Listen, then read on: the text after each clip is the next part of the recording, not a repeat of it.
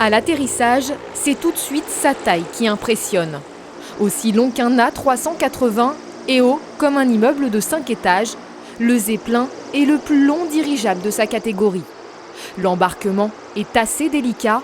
Les passagers sont invités à embarquer 2 par 2 au fur et à mesure que ceux qui reviennent descendent. Puis, l'aéronef s'éloigne progressivement du sol pour 1 heure de voyage.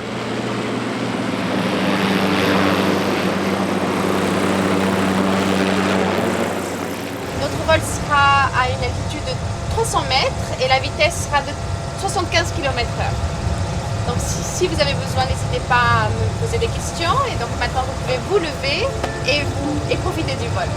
À bord de ce paquebot désert de plus de 8 tonnes, une vue imprenable sur le Val d'Oise et ses paysages verdoyants. Auvers-sur-Oise, Méry-sur-Oise et son château. Dans la cabine, en dessous de l'énorme ballon rempli de plus de 7000 mètres cubes d'hélium, 12 places et à chacun ses sensations. C'est trop haut pour moi. Non, la vue est très agréable. C'est vrai que pour faire un survol de la région parisienne, c'est le meilleur moyen, plus qu'un avion, puisque là on a vraiment une vue panoramique. Ça fait un peu peur, mais sinon c'est super agréable. Et c'est beau. Ça donne un peu envie de vomir aussi.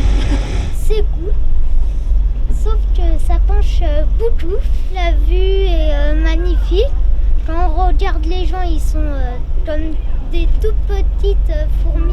Le ballon blanc poursuit sa route dans le ciel et passe au-dessus d'un des joyaux du patrimoine valdoisien, l'abbaye de Royaumont, datant du XIIIe siècle. Sur le trajet, un autre bijou de la région, le château de Chantilly, avec une vue inédite du domaine et de ses jardins.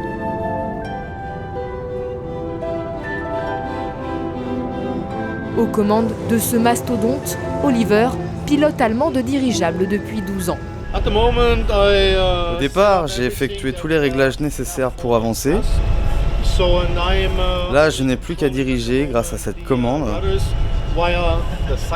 Je dirais que le Zeppelin est une combinaison entre la montgolfière, le planeur et l'hélicoptère. On se dirige grâce à 3 moteurs avec poussée vectorielle. Voilà, donc on peut repartir, on décolle d'un point et on revient au même point. On peut faire un parcours très précis, alors qu'une montgolfière va s'élever et dériver au gré du vent. Demi-tour, direction l'aérodrome de Pontoise-Cormeilles et en chemin, d'autres paysages qui défilent. Beaumont-sur-Oise et l'eau cristalline du lac des Ciments, puis l'Isle-Adam et sa plage. Une promenade qui a néanmoins un coût, 450 € pour la balade d'1 heure, 250 pour celle de 30 minutes, avec une remise pour les Valdoisiens.